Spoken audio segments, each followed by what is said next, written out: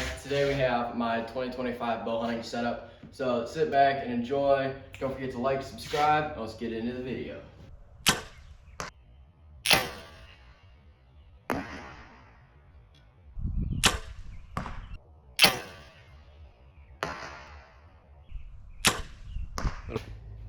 Alright guys, today we have two different bows. My starter bow, which I mentioned in the last video, is a Bear Legit. So this is a 30-inch axle bow, which is shorter than my Hoyt.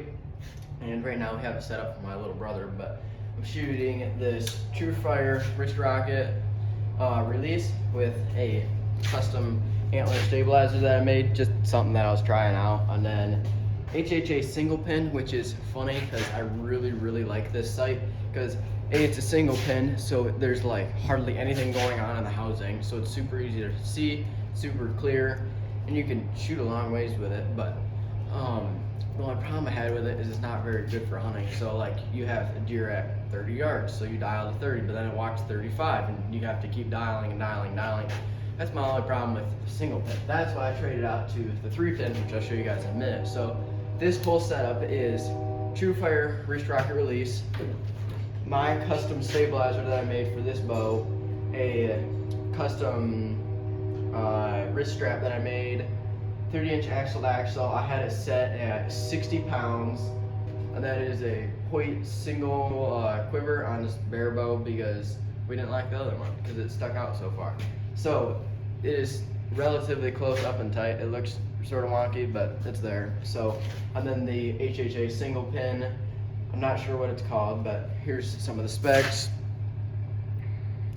I was shooting Easton Axis 6.5 millimeters with a 125 grain field point, AE hybrid fletchings with some halo knocks, and then Trophy Ridge whisker biscuit, which I wasn't a huge fan of because, as you can see, it sort of had some like tear out, which I'm not really sure why it does that other than the fletchings are flying through there, but I wasn't a huge fan of it.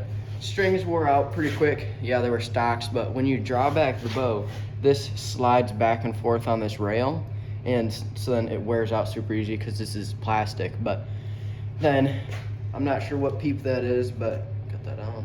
So that was this bow hunting setup, which I never killed a deer with this. I hunted one time and I'm like, yeah, I gotta find something different. It's relatively light, it's not terrible. Aluminum configuration, really like the grip, feels good.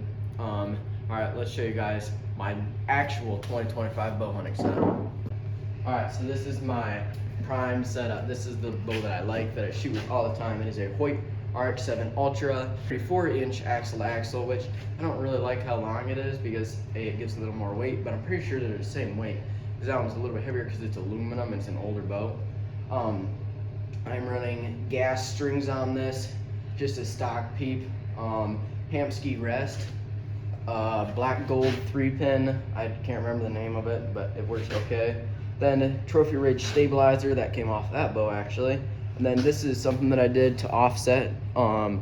It's screwed in here with that little bolt that looks terrible. And then right here, wing nut. And then it offsets the weight a little bit, so when I have my quiver on there, it helps it hold a little bit straighter. Yeah, you can still see it wants to fall a little bit this way. So eventually I might get a back bar on here, but I am looking at getting a different bow, maybe a Matthews next year. So put it down in the comments what bow you want to see me shoot and what bow you've had good luck with. But this is the one that I'm using this year, so it's just a Hoyt detachable quiver. There you go. It's super light carbon, one piece, which I really like because the 2-piece one's lighter, which it was nice, and I think it sat a little bit tighter because I put it a little bit lower. But right now this is super tight to the bow, and I don't know, it just works really well for me. So I'm not sure what the weight is on it, but I did take off the stock Hoyt grip and got some baseball bat tape and wrapped that, so now it feels super good. So this is set at 70 pounds and I'm shooting RIP TKOs, and I have the same AE hybrids on here. These are the V1s, so they're the tightest carbon weave that they have. Shooting the Easton 50 grain half out insert and 150 grain iron will field point. So This is a total arrow weight of 450 grains. That was a total arrow weight of 430 grains, which was light, so it shot good, but it was, I don't know, it didn't give very much pen. That's a 6.5 millimeter shaft diameter. This is a 5 millimeter shaft diameter, which should help a lot with penetration. People run 4 millimeters for tack and stuff, but people say that they get super good penetration. And then with the RIP TKOs, they have a coating on them, so it's super easy to pull out targets, and it slides through animals a little bit easier. So, and then probably one of my favorite parts that I've customized on this bow is my release holder here. So it's a knock-on archery knock to it, but this is a custom Kydex holster that I made. So yeah, it's going to give it a little bit more rattle to the bow, but it just bolts right on to where your back bar mount would go. And then I have the knock to it from knock-on archery. So I've been shooting that. I like that because it's small and you can't get very much torque on it. So some other guys have like those 4 fingers and then they pull back a lot. So I just like how you can go like this or this and you don't have very much torque on it. But that slides in there, bam. So really like this setup. All right, let's hit the range and we'll see what we can do. Here we go. All right, guys, we're out here at the range. We're at 50 yards. Let's double check. 49.5, that's close enough. Shooting the Hoyt RX-7. Let's zing some. Here we go. Go ahead.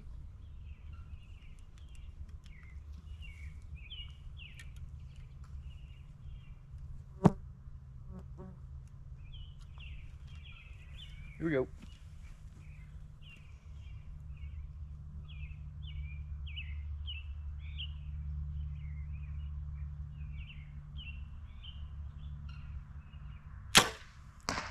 Felt pretty good, maybe a little bit right.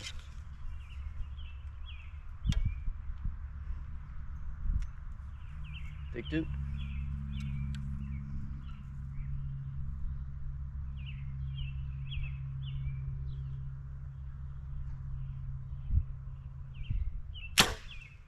That one's in there.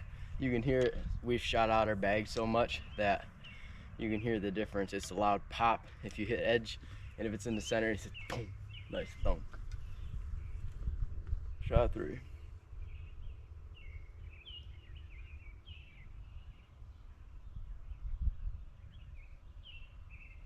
A little bit low. I felt that.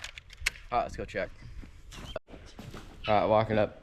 1 is amazing, and 2 are not very good, as you can see there. But all right, let's shoot 50 again and see what we got. See if we can get a little bit tighter than like 10 inches. 1 was money, but let's see if we can tighten up those other ones. All right, here we go, our second round of 50 yards. Here we go.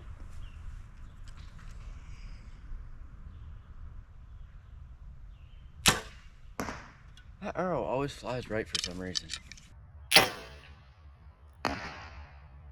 Felt pretty good, maybe a little bit right.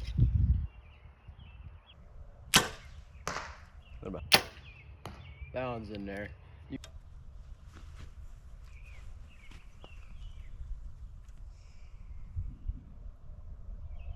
A little bit right, but that was in there, wasn't it? All right, here we go. Last round. Something in my eyeball. All right, there we go. Here we go. Let's see if we can get them all inside of the red lungs of the deer. Here we go.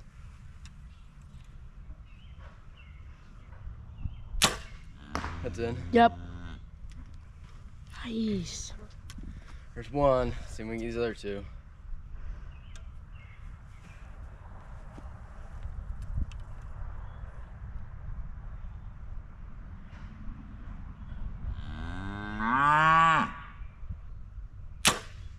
That's yep. It.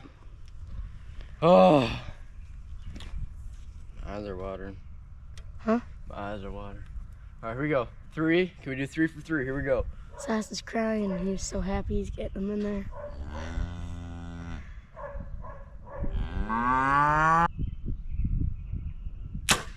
That's in.